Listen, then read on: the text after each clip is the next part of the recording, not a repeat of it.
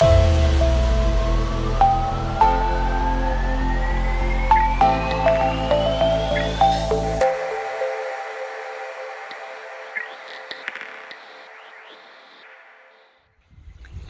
good morning everybody. I trust you're all well. Well, I hope you're all well. It's a little bit overcast here today. It's quite warm, very warm. The pond's at 22 degrees. I did have a big hose down of the garden a day ago, so we're not too bad for dust at the moment. But I'll show you a little bit on that later. But all's good in the pond. Everything's well in there. Fish are all fine. I shall be taking you down in the big shed a little later on and show you what's going on down there, but all's okay at the moment. The garden's looking reasonable. I've been doing quite a bit of pottering about in it, so we'll pop down in the big shed and see what's going on down there. Right, down in the big shed, as you can see here, all my bits have started turning up for this protein skimmer. I've got my tube, my 200mm tube, and pretty much all the bits I want. I've got some stuff to make up because it can only be made, you can't buy it, so I've got that to do. But I know I said when I built the other protein skimmer I'm not sure that it would work. I did actually make it work and it went very well. You've all seen the results of that in previous videos, but this one, although if it works it will be better because I won't need a 100 litre a minute pump. This should run without one. So I'm hoping to run it off the outlet of the actual upflow filter is what I'm hoping for. We're going to see if we can make anything of it. I'm going to try, see how it goes. If it works, absolutely fantastic. We'll all be able to have an upflow filter and protein skimmer combined. But let's just see how things go and see if I can make this thing work. But all the bits are here roughly now, so I can get started on some work. Okay, at the start of this project, what I've actually done, I've used some of my offcuts from my decking when I did the decking. So I've used some offcuts for that and built up this stand for the actual pair of filters, the upflow and the protein skimmer, and I've put a support in the middle. Obviously there's going to be a fair bit of weight here. I won't want to have to pick it up anyway when it's full of water, so I've used reasonably thick wood. Now what I've actually done it is 700mm long, it's 300mm deep, and it's 50mm high. But that's what I've done for mine because it's got to go in the shed, so I can't go too high. Now I actually I did this quite some time ago when I was making the RDF, but just 2 lengths of wood, the head cut off and nailed and knocked into that end and drilled out and a pen put in that end, and it makes a brilliant compass actually. If you just put it on you can and then draw around. That's what I've done them circles with, and they are across roughly the inside diameter of the rubber reducers. So if we measure across there, it's just 190 across there. I might just cut to the outside of that line and make it a little bit more. Then obviously the rubbers will sit in there, and this is going to be cut at a bevel. Keep as much strength in the wood as possible. But that's how far I've got at the moment. I'm now going to cut them out. I've set my jigsaw to an angle of 45 degrees. I'm now going to drill a hole in there at an angle at as near to 45 degrees as I can, which will then allow me to get my blade in and start cutting this out. So that's the stage I'm up to at the moment, just building the stand. Right, well that's one cut out. You won't get it 100% tidy. If you can, you're better than me, which doesn't take a lot probably, but that's mine cut out. That's that side. Now I've got the other side to do. That just fits nice and snug in there. That just fits well. So now I'm going to do the other side and get that cut out just the same. Right, well there we go. That's the 2 cut out and supported. Don't forget cutting halfway through these, so they do want a bit of support in the middle so that you don't snap this bit off. Quite pleased with that. That's the stand built. Now we can start on getting this thing built. The biggest problem is now going to be the exit from the actual protein skimmer, how that water comes out, because it's got to carry bubbles with it obviously, and we've got to pick on a depth. We've got to get a depth right so it still carries the bubbles, but then into a chamber where the bubbles rise to the top and just the water carries on. So that's the bit we've got to do, and that's going to be the tricky bit. I think I'll do that next, just to get that out of the way. It is going to be a bit of a job. I really don't know what I'm going to construct yet, but I'll get started on it and we'll see what we can do. Right guys, you've probably seen me use this before in my videos. This is the plastic bender. I've just got it on there now, it's heating up, and this is to make the sides of the part that hopefully removes the bubbles. Fingers crossed obviously. I do actually run this off a 12-volt charger.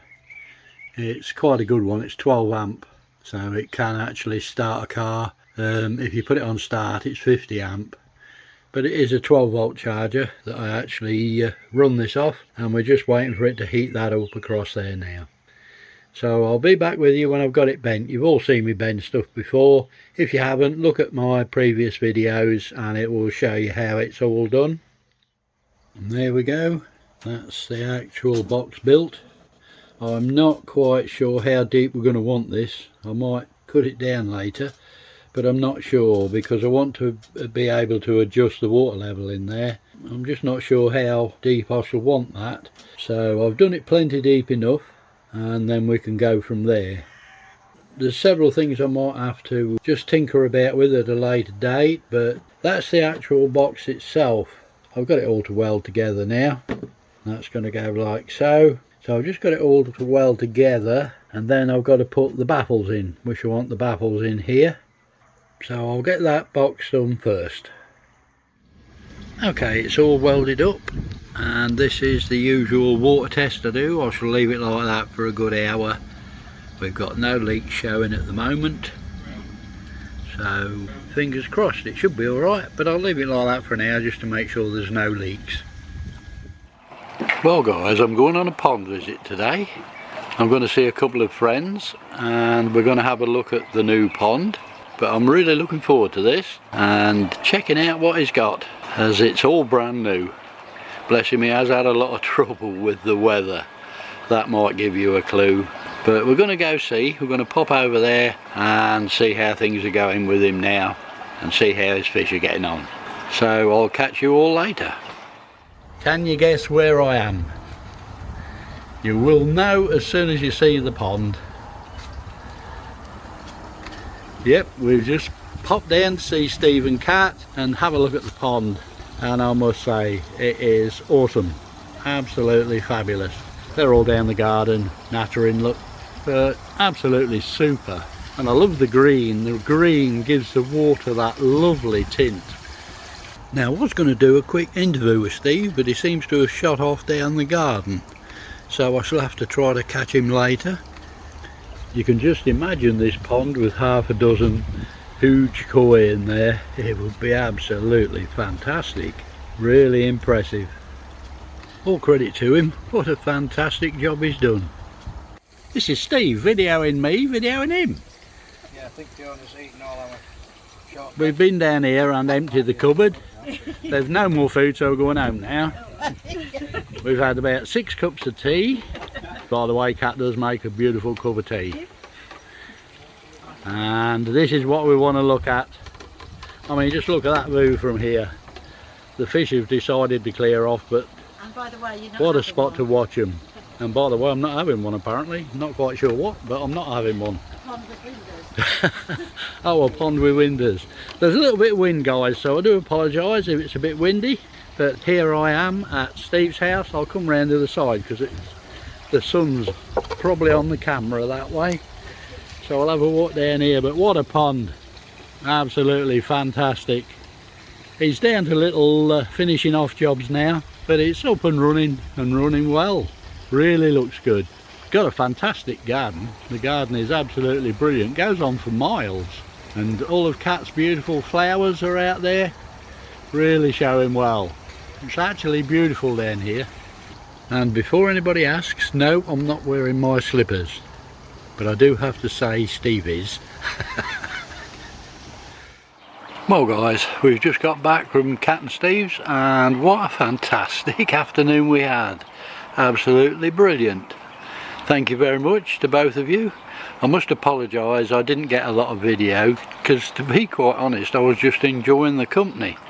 It was a fabulous afternoon, but we will be doing it again without a doubt. I really loved it, so I do promise to get a bit more video next time and stop talking so much. But yeah, great afternoon.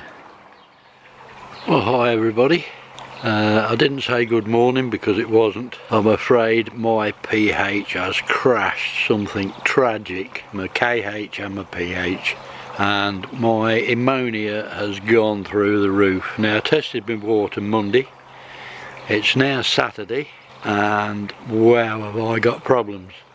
Everything was fine Monday, but all of a sudden my ammonia has gone through the roof. My KH is nearly bloody zero. I'm not quite sure what happened, but major panic stations this morning. I've done two major water changes. I've changed over the third of the water in the pond. It's come down a little bit but not enough. I'm just waiting for the wife to come home and she's bringing me some baking soda, so I want to get that in as soon as I can. All sorts of problems. But I'm working as hard as I can on it. What has caused that I really don't know. Whether it's the rain we've had or whatever, I really can't explain it. But that's the position at the moment. Major KH and GH crash. So I've got to get that sorted before I do anything else. Big problems. I've actually never had this before. I've never had it happen before. My levels have always been somewhere where they should be, so I've never had to mess with it before. But as soon as the baking soda gets here, I'll get that in and we'll see how things go. But not too good at the moment. The levels are still way off the mark of what they need to be. So I'll get that in as soon as the wife comes home. Wow, well guys, what a day. Oh dear. Major water changes. I did have a KH level of 2. I've got a cup and a half of bicarb in there, so I've just checked it again and we're up to 3, so I don't want to put any more in tonight. I shall leave it until tomorrow to add any more. Bringing the KH up too fast is as bad as it dropping fast, so you've just got to be careful.